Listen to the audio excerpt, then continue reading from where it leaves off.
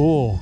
What's going on, guys? John and Tony out here at our local airport flying the E-flite 64mm A-10. On a whim, I realized that I had this thing set up for crow, so that those of you guys who don't know, crow is the action of having the wing look like this. You've got ailerons popped up and you've got flaps deployed.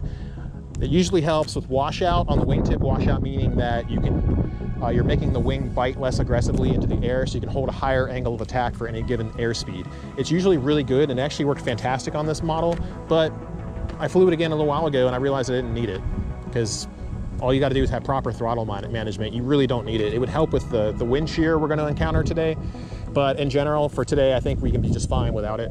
So it's back on a 6-channel receiver, which is an AR637T, sitting there in the center of the belly here. And I have also taken the liberty of redoing the wiring on the center of the plane here.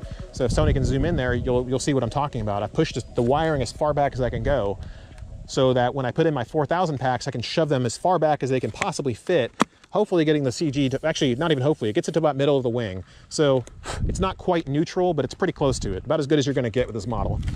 If you don't use a 3,200 pack like it calls for. 4,000 is the absolute max, but if you're willing to do a little bit of work to it, like I am, you can get pretty good results. So we're gonna get this thing slid in here and he'll show you exactly how far back this thing's really gonna go, because it really moves far. It moves so far that I had to really affix the receiver in there pretty good to get it to not pull out, because it's hitting the wiring for the receiver. It goes all the way back, well beyond the battery strap. And if I could, I'd even shove this cable back there too for additional weight in the tail. Every little bit counts when you're trying to get your center of gravity put in a good spot. So the battery's sitting about right back to this little antenna on top. Okay. Now if we check the CG, we're gonna have to do it sideways because we're getting a lot of lift force coming from the runway here. Center of gravity is slightly nose down, right here, right about where that line is, almost perfectly, just like maybe 5 millimeters in front of that center line on the wing. So we're going to take off into some serious, I don't want to call this crazy turbulence, but it's some pretty strong wind. We're going to cut here and we're going to come right back. All right, we are going up. I hope you guys don't hear too much wind sound. Flaps 50. But we'll do our best. I'm flying with Ordnance too, so we're going to see how that changes the way this plane flies. This is the first time this plane's been flown with Tony filming with a good camera instead of my hat cam. Let's go up into this wind gust and have some fun. Woo! Flaps gear up. I don't have a trimmable nose wheel anymore since I gave up my 8-channel. It's a little on the turbulent side out there. Gotta tell you guys, this is a good little plane. If you can get one, I'd say do it.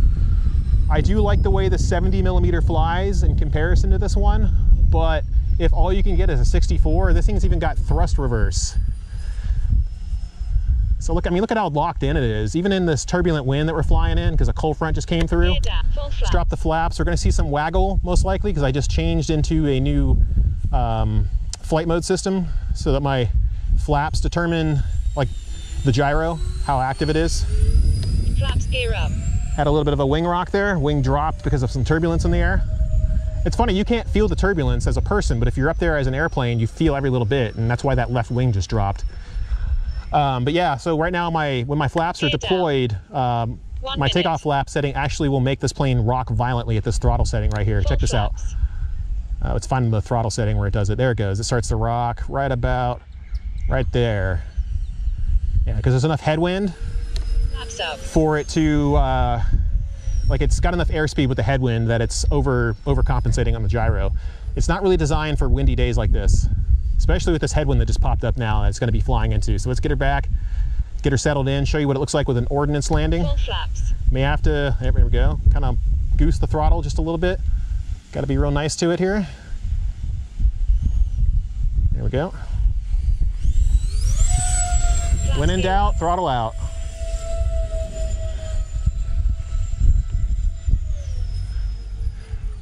It's not easy to land in turbulence, guys.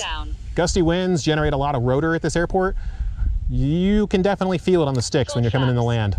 The winds have kind of started calming down a little bit though, so we'll use this as an opportunity to land. There we go.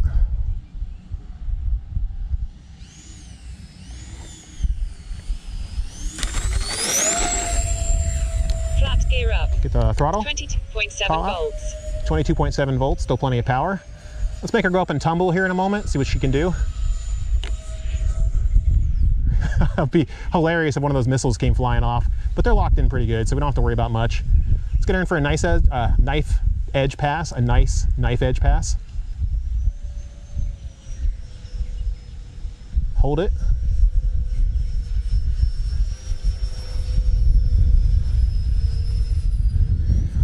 You guys who have been around the channel for this past few months have noticed probably that we're flying in a slightly different area. We're still at the airport. We just moved all the way to where the sun isn't going to hit us.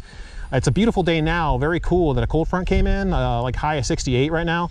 But in the summer, as we start rapidly approaching it, I do not want to stand out there and make Tony or I bake in the sun. There's that waggling I was talking about.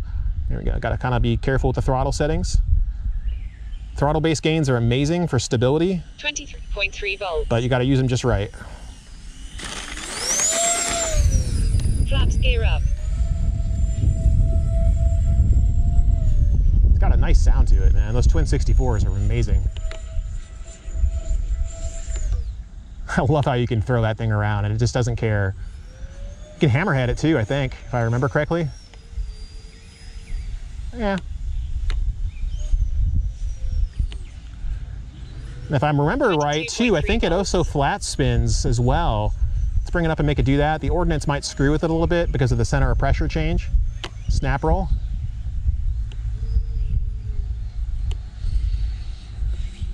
A little bit of a flat spin, could be flatter. Check our voltage. 22.3 volts. It's a fun little jet, guys. And it does have reverse thrust, so we're gonna demonstrate that here in a little bit. But I wanna get her down for a nice low knife edge in this turbulence. This is gonna be fun. Holding that right rudder. Pushing the nose down.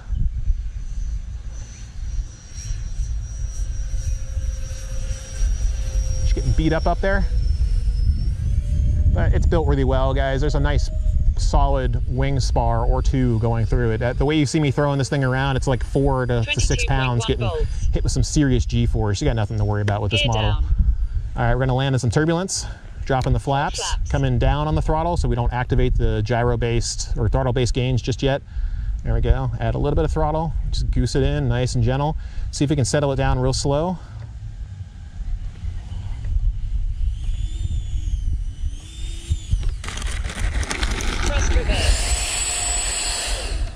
Could have been more gentle for sure, but you know what? In turbulent winds, I'll take what I can get. Definitely will take what I can get. As the day goes on, it gets a little closer to 6 o'clock when Tony's gonna head out. We'll probably have better winds for flying. Look at her bouncing down the plane or down the street like Soul Plane. That's how you know the center of gravity is in a really good spot, is if your A-10 starts to bounce on the nose when it starts hitting little bumps of grass and stuff. Because then you know that your CG is right around where the wheels are. Like, it doesn't take much for it to balance like this. It's still on the nose heavy side, but it's not like immediately dropping like a rock. So that's good. That's really good. And that's one of the reasons why it flew so well. So we're gonna go ahead and cut here. We'll be back. We got more flying to do with it, but thanks for watching, guys, and we'll see you again in a few minutes. All right, guys, we're back with the E-flite 64mm A-10. Beautiful little model. If you guys didn't know, this is actually made by FMS. You can tell generally if you want to know that something's an FMS model, look for the hex head screw. That's always a dead giveaway. FMS has really stepped up their manufacturing game these days. One of the things I did with this model, if you can hear these servos and how loud they are, it's because I'm using the Viper 90mm servos in here. They're metal geared. They have a lot more torque than the ones that came with, and you don't have to worry about stripping them. I just didn't get around to doing it in the rudder. I should have done that first. We are flying with 150% rates, so I'll show you what that looks like before we take off. Gear up. So every surface moves about as far as it possibly can. We're going to take her up and maybe take the Ordnance off on this next flight. We're going to have some fun. Let's go do it. Flap gear up.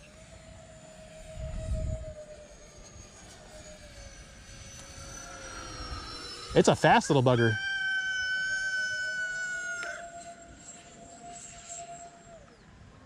I love how it snaps and tumbles. Like, it's like you got a little prop plane or something. It's a very agile little bird. It doesn't have a whole lot of wing loading, even with the 4000 pack, so you can make it do a lot of cool stuff. Let's see if we can make it invert it flat spin now. Bring her up.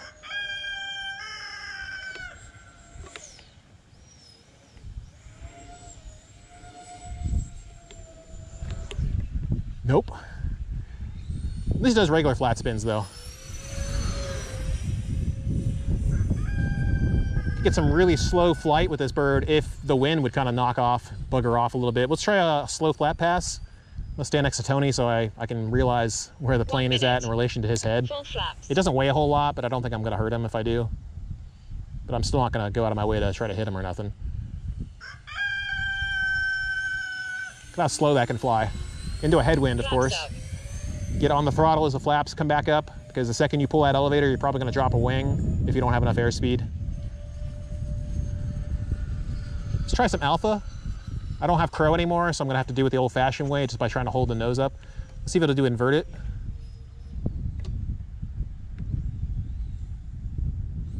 Full stick.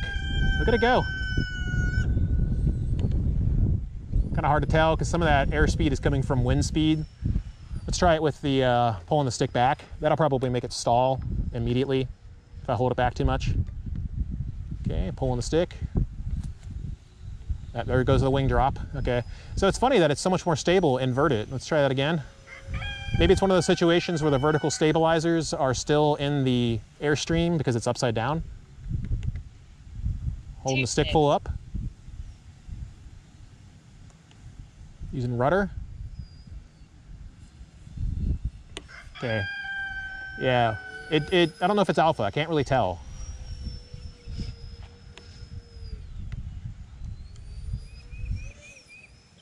It's not really. No, now it is. If you hold the stick up fully, there you go, and give it some thrust. Okay, I got ideas. 22.2 volts. All right, let's see what we can do. Hopefully turbulence doesn't cause too many problems here, but I got an idea. I gotta follow through. I wish that rooster would shut up.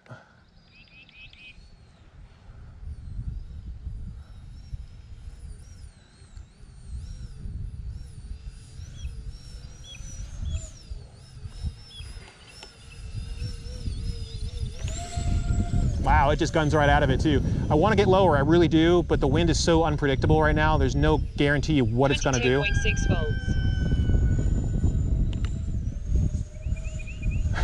I love this little bird, man. Getting the wiring changed the way I did it is really making, I think, the alpha more possible, at least invert it.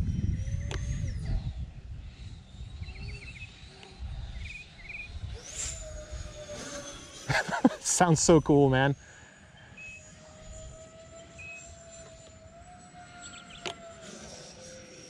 You can hear the dirty air from the motors hitting the horizontal stabilizer. Whoa, wind shear. That's why I powered out of that. It started sinking like crazy.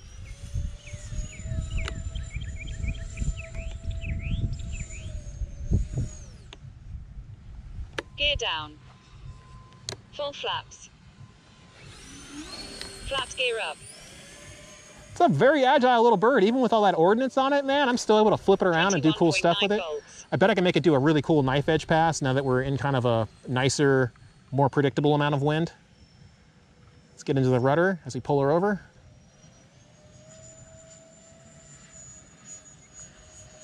Having to use a lot of stick movement here to keep her level.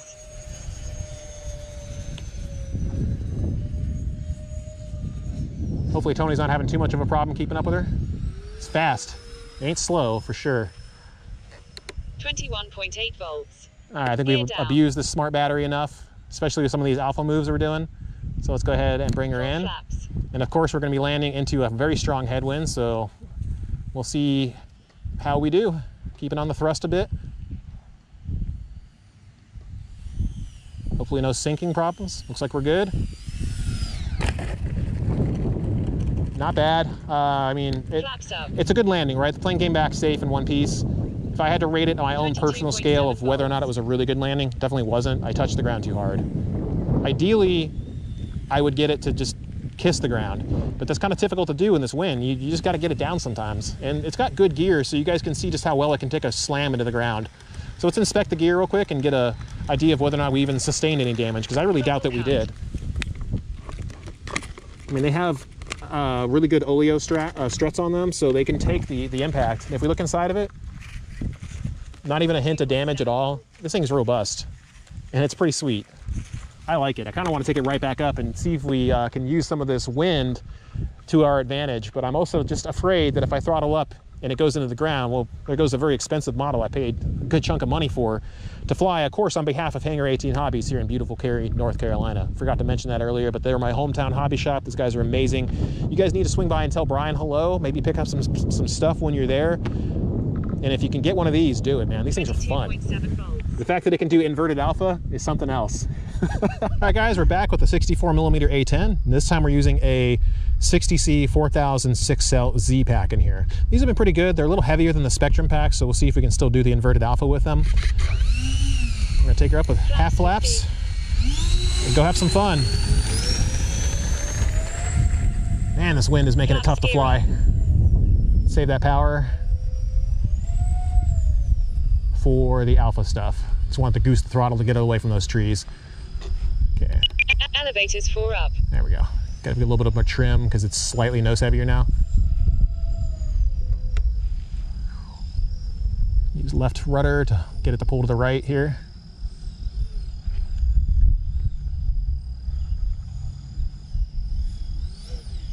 Okay, we're too high. Let's go ahead and try it again. I think it's funny personally that we're flying it with Ordnance and still getting to high alpha. It's almost like the Ordnance is acting kind of like a extra lift or something. Okay, flip her upside down. 1 minute.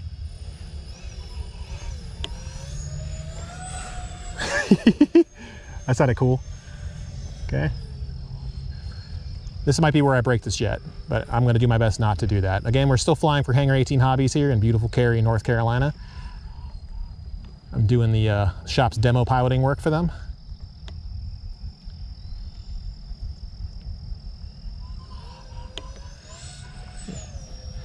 Definitely gonna start a little higher up. Takes some finesse. These batteries are definitely heavier, so it's having an effect on the flight characteristics for sure. Gotta use more throttle. There we go.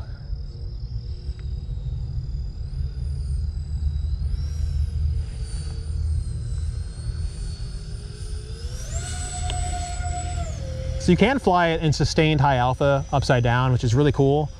With the extra weight in the front, it's not throttling out of it the way I want it to, but we'll keep trying. 2 minutes, 22.5 volts. It's funny that you can do this at all.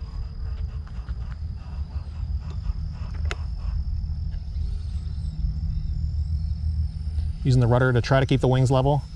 Getting into wing rocking territory here. All right. You guys can see that it's done though. You don't have to do crazy extreme aerobatics like I do to have fun with this jet. You can still do knife edge flying, 22.9 volts. which it actually does pretty well. The faster it goes, the better it is. It will snap out of a knife edge if you don't give it enough throttle. Like what happens when it goes slow, I'll show you and get up a little higher. Okay, we'll just goose into it. Full throttle, or sorry, full rudder, and it flips over itself. You just need the thrust to fly knife edge with this jet. Has a little bit of a coupling issue. 21.8 volts.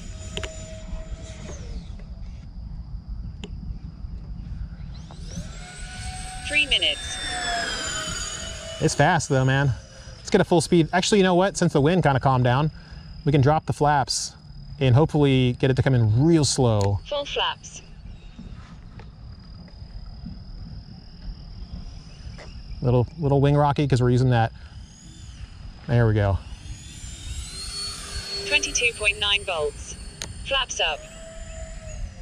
Yeah, I mean, you can get this thing almost, I wouldn't say walking speed. I'd say about 20 miles an hour is what it's flying when it's got that full flap system in it. It does amazing snap rolls. The way that air sounds coming off the empennage is something else. Thought I heard a drone flying for a second. Flaps. That's one of the pilots here doing some work on a vehicle.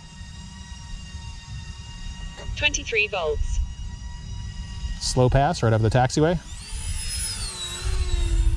Flaps up.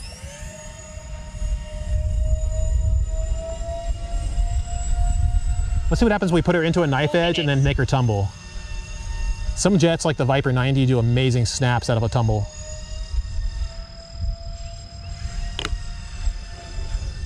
Cool.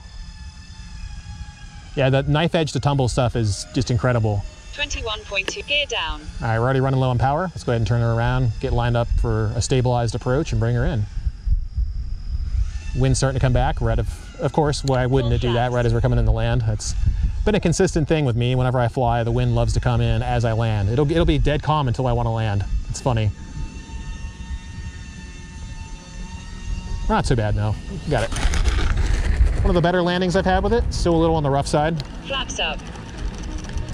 This thing is a rough and tumble machine. You can do so much cool stuff with it. I mean, the snap rolls are insane.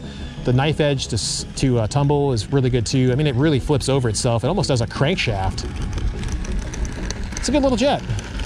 We're gonna wrap it up here. I think these are like $450 right now, or $499 at most. They're a little pricey, of course, but you do get the awesome thrust reverse system.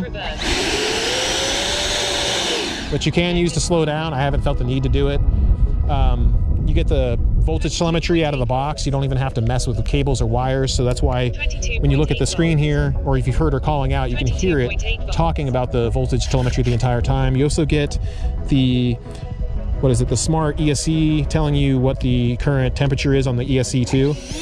It hit 154 degrees, powering both of those 64 mil motors. But I'd say it's a pretty good jet overall, man. It flies really well. It looks awesome in the sky. You know, the missiles look like foam, but it's a foam model, so what do you expect? From a distance, though, it holds up really well. It gives it a nice scale appearance that I didn't think it was going to have. So on its first true ordnance flight, I think we did pretty well. And the inverted alpha is just the goofiest thing. Thanks for watching, guys. We'll see you all next time.